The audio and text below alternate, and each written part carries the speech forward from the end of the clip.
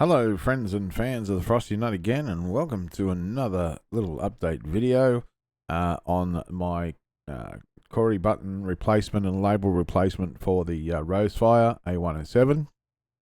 Now I want to stipulate straight off the bat that Rowsfire do not endorse this video. They have not given me permission to modify or explain modifications even though I'm a member of the Rowsfire Australia team now, and so is another chap in Brisbane called Matthew George. We are both Team Australia for Rowsfire, but we are here to assist in any way, shape or form, and my goal is to educate on the beautiful products that Rowsfire produce, and I do say beautiful products because they are a good product. You know, for the money and everything, this unit here, the A107, is well worth the money and the investment. Now, I have replaced all the labels, as you can see, and all the buttons, and I've replaced switches with my own design. I'm sorry about the camera focusing there. It's pretty bloody crap. See if I can sort that one out. I might have to do it on the auto side. I was trying to do some manual focusing, but we'll put it back onto auto, see what happens. But anyway, yeah, so I've designed my own buttons, my own switches, and my own labels. Now, of course, if you open up your A107 to do any of the modifications that I state here, you will void your warranty, so bear that in mind. Rowsfire may not offer you any warranty or assistance if you damage anything at all. You know, this unit was sent to me by Rowsfire for review and everything, and it's a beautiful unit. I do love it. It's a great unit for what it is, and for the price, it's very effective. Now, if you use code FROSTYNUT at the checkout, you'll get 12% off any Rowsfire product. All right, 12% off any Rowsfire product. But what we're talking about today is a lot of people have asked me on Facebook about replacing the buttons and the labels and why I did it, and what my reason is behind it, and why do these buttons look so visible when, according to Airbus, you can't see them until they light up. This was my personal preference, and I want to stress that across. This is my personal preference, and I've ordered some tint to go on them to make them dark until they light up, to try that and see what it looks like. But in the meantime, I wanted to experiment to see if I could make it a little bit better for me. Now, this is the original label that is in a modified button that I made. And the first thing is, and I've alerted Rowsfire about this, the original buttons are too small in their width. Well, not their width, their length. Because when you push them down, they sink below the acrylic line, and therefore they wriggle and get stuck and they won't release properly. Now, Rowsfire are aware of that. They're fixing that. And I have sent them my button design to replace that, so that that's what they'll get if they decide. And new units, all the new units should have my modified height-wise button. But it depends on whether or not they've done that. I don't know if they will, but they might redesign their own button. But this is my design of the button. Now, I just want to stress, some people have asked me about the labels on Facebook, and they've said, well, how do you remove the labels? Is it hard to do? And, you know, why remove the labels in the first place? Now, a lot of people don't need to. If you've bought the Rowsfire A107, when it comes standard, it's fine the way it comes. There's no problem with the unit at all. Once you download my updated config file for the MobiFlight, because I updated the file so all the buttons work now effectively, including the fire handles and everything. I spent 2 days making a rewrite of the config. Not because the one that Rowsfire supplied didn't work. It did work, but there were some errors with the Lavars files that had changed since the Phoenix update, and Rowsfire were not aware of that, so I corrected all that, and it's now 100%. And there's another little update coming soon, because I've done a modification to get the ground control button working again properly. Now, I'm just going to try and focus this camera again where it is, because it's not focusing very well. Doesn't seem to like to focus when it's when I want it to. So I'll just go back to a manual focus here for a second. See if I can get this to even out. Good enough, I think. Just there, I think. What's that about? Yeah, that'll do. Okay. All right, just apply that. Okay. Now, as I say, if you do any of these mods, you want to do any of these mods, it's entirely up to you. This was a personal preference to me, a personal preference. So if you do decide to do the mods, now I'm going to make the label file, the Lightburn files available on the Facebook group. Or if you wish to purchase a set of these labels that I've made, I will happily make you a set for the Rowsfire. And I'm working on a set of labels for a full-size overhead as well, so that you can have that option to buy those if you want. It won't be very expensive for a full set. Now they're printed on a 2mm acrylic white. So if you want to do this yourself, I'll upload the Lightburn file. They're printed on a 2mm acrylic light, which is a white sheet, which is matte white on one side and gloss white on the other. Now, I know that SL3, for example, uses a different type of acrylic sheet, but I haven't been able to find that. But this is what I find. This is what I found and what works for me.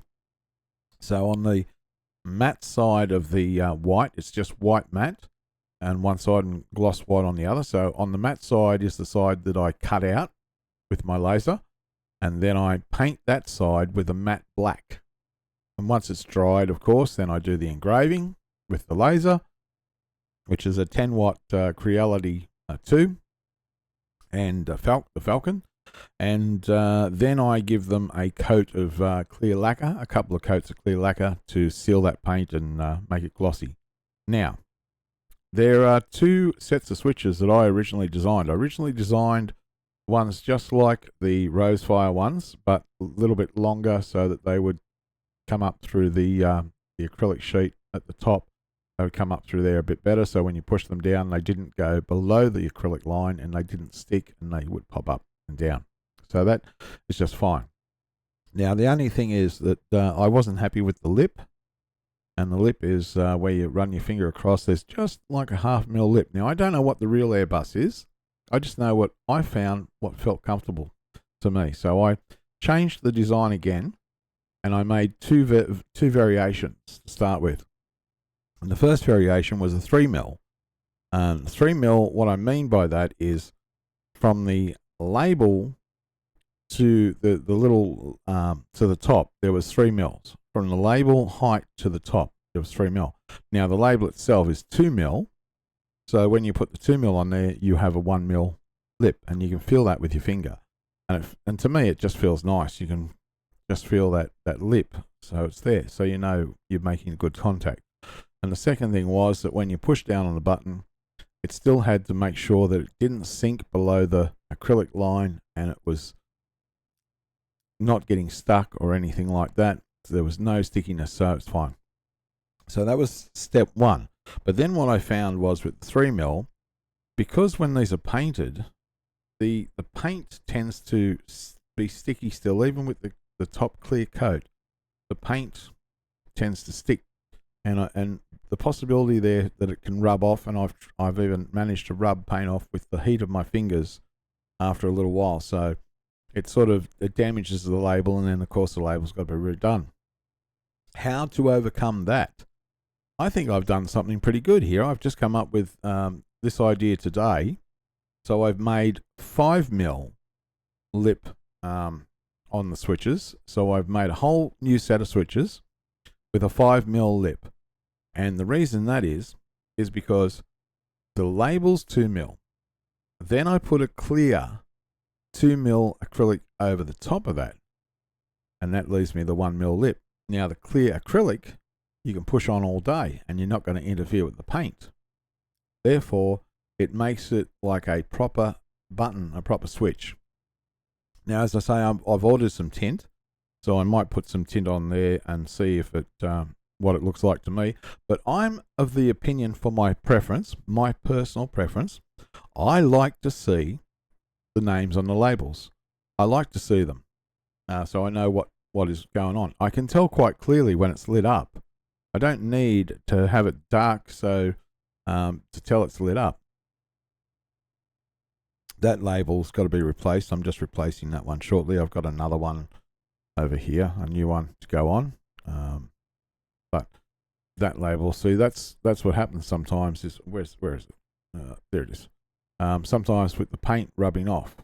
So that was before I put the glass on. So that label's being replaced. However, you can see it lit up. There's no problem with that.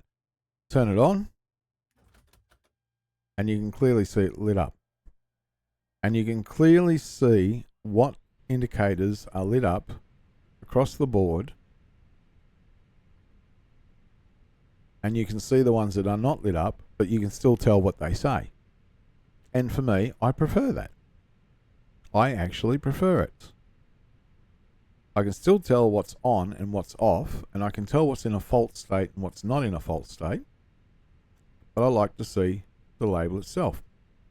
So that works a lot better, and having the clear over the top when I push down the buttons, and I'm still cutting some clear. Now my laser is not designed to cut the clear. They say that a 10 watt laser, diode laser, will not cut acrylic. Well, I proved that wrong. It won't give a clean cut. It does give a bit of a bird melted cut on the edge. However, that works to my advantage because when it cuts out and it's melted the edges a little bit, it gives it a bit of a bevel. And so I don't need any glue. I just push the glass bit, push it in, and it pushes in and locks in place. It locks the label and everything in place. It won't come out. The only way to get it back out is to take the button out and push a screwdriver at the back to push against the label to pop it out again. So an advantage to that is if I need to replace the label or remove the label, I can just pop it out again because I haven't glued it. So at the moment, popping them in with the bevel edge and just pushing it down and it crunches down onto it, locks down onto it, that's fine. Now there's a couple here that still haven't got the label, and you can see that from that one. The flaps are, you can tell by the ground control's got one, and the flaps 3 one, the GPWS, does not have one yet. So you can see the difference quite clearly, and you can see how it sort of burrs and melts around the edge of it. But I'm not worried about that.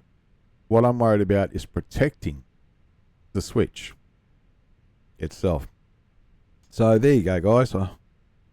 Damn camera just won't focus really well. Oh, there you go. To me, that works fine. I'm happy with that, and yep, I just prefer it, and I prefer to see the labels. And I've changed the font size to a bigger font.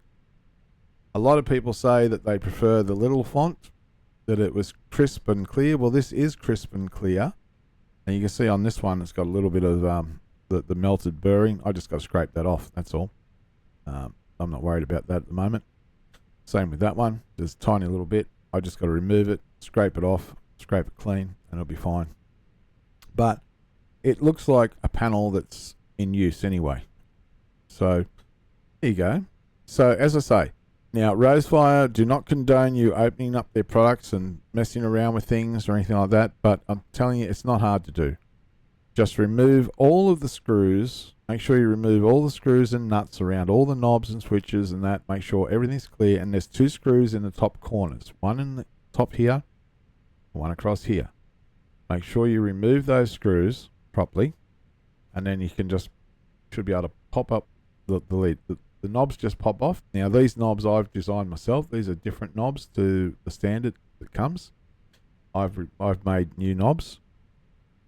If you want these style of knobs, I can supply them through my shop. They won't be very expensive.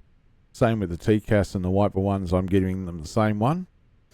Or if you prefer, I have another style of knob that you might like. If you don't like that one, we can always do a different style of knob. We can do this one, which is a bigger knob. It's a big knob. Big knob. It goes on there. But there's a bigger knob, and that'll work too. And I've got 3 of those that I can put on, so that's a big ass knob. And if you don't like that one, I do have, wherever it's gone now, where did I put it? I don't know, but I do have another one, which I can't locate now, and I've got to print out the new for the lights, this one here. And I've also told Rowsfire, or explained to Rowsfire, asked them if they can do something about this. So this is just controlling the backlighting that's built into the unit. Does not control the backlighting on the actual overhead with the Fenix or anything like that. It's just controlling the built-in backlighting. But I did have another knob. I don't know where it's gone now, but I had a little one here somewhere. Actually, here it is. So yeah, I can also do 3 of, where is it, this style of knob, if you want to get a different style of knob to the default grey ones that come with it. I have this little, there you go, this little one here, which is a smaller version of, again, in white, and you know, that works quite nicely as well. I can supply a set of those, 5 of those. I can also supply the overhead backlighting one in white if you wish to replace that from grey to white. I don't know what Rowsfire are going to do, if they're going to bring out a set of white ones instead of the grey ones, because the white looks better than the grey in my opinion. But again, this is all my opinion, okay? So Rowsfire have not endorsed this video or anything like that. This is not an official Rowsfire video. This is just my personal preference of what I've done, and if you want to do the same, it's not that hard to do.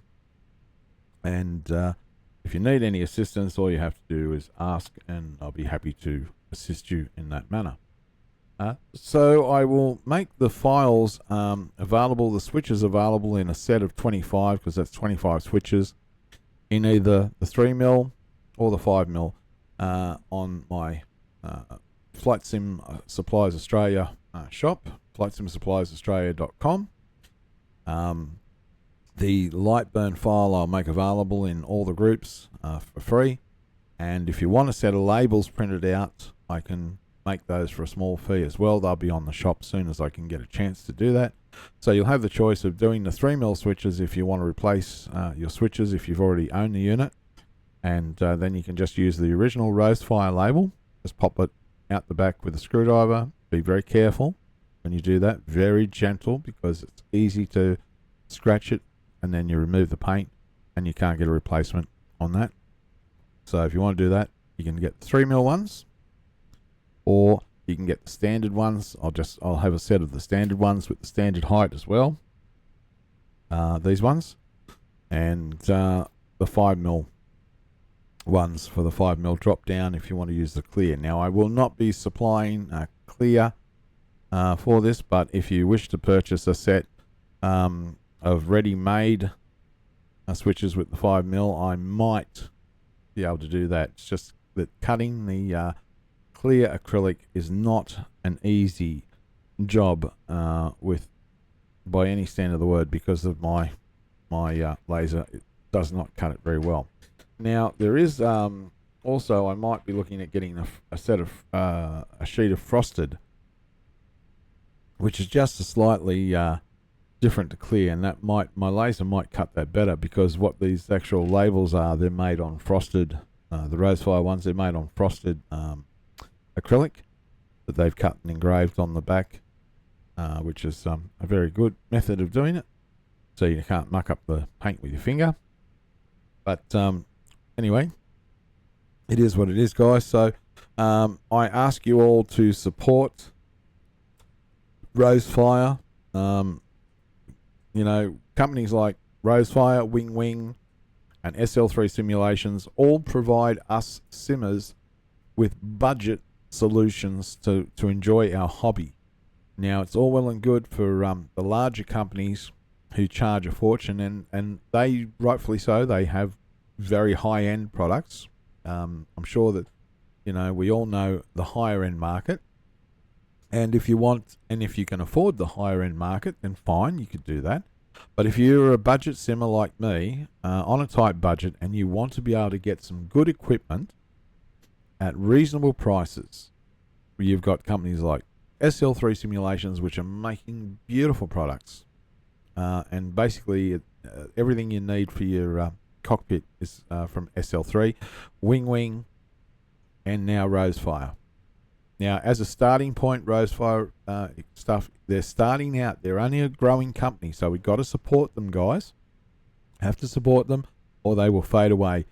So support Rowsfire. Help them out. Buy their products, and that if you want an overhead that's budget, that works out of the box, using the flight configuration file for MobiFlight that I use, they're plug and play. Simple, and you get 12% off at the checkout on any Rowsfire product by using code FrostyNut. Okay, so use my code FrostyNut, get 12% off any Rowsfire product at the checkout. Now, hopefully soon they're sending me the A105 radio unit for testing, which they've promised to send me, so I'll just wait and see if that happens.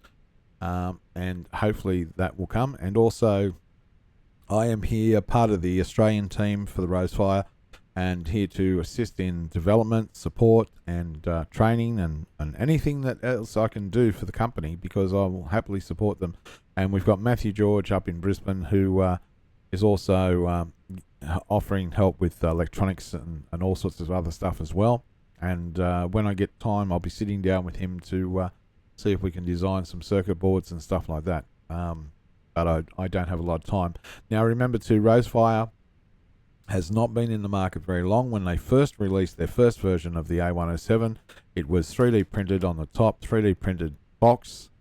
So now we have a metal housing and an acrylic top. But they're developing all the time, and they are developing the products all the time and updating the products. They're working on, they sent me a video, they're working on the new switches, they're working on better little add-ons for the switches, because at the moment they do come with those little clippy things, where I can, so these little light things and that, where are they? I haven't got them here, but yeah, the smaller versions of these, they're already on there. Everything is on there normally, but they're working better options with better switches and better things. But everything works out of the box.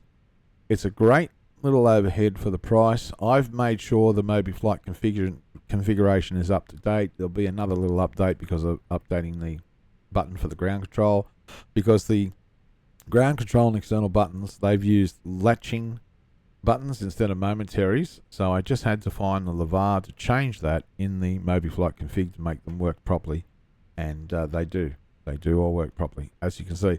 And as I say, even though I can see the words on all of the writing, I can tell what's clearly on, and they're bright enough for me. The blue, the green, the orange, the fault lights, everything is quite clear enough for me to see. So, as I say, Rowsfire may void your warranty if you open up the unit, but be careful at it. It's not that hard, and if you want to update your labels or your buttons and you need some help with that, let me know. Leave a comment, like, sub, and subscribe, and all that business that you do with YouTube, and I'll see you in the next one. In the meantime, stay frosty. Thanks, guys.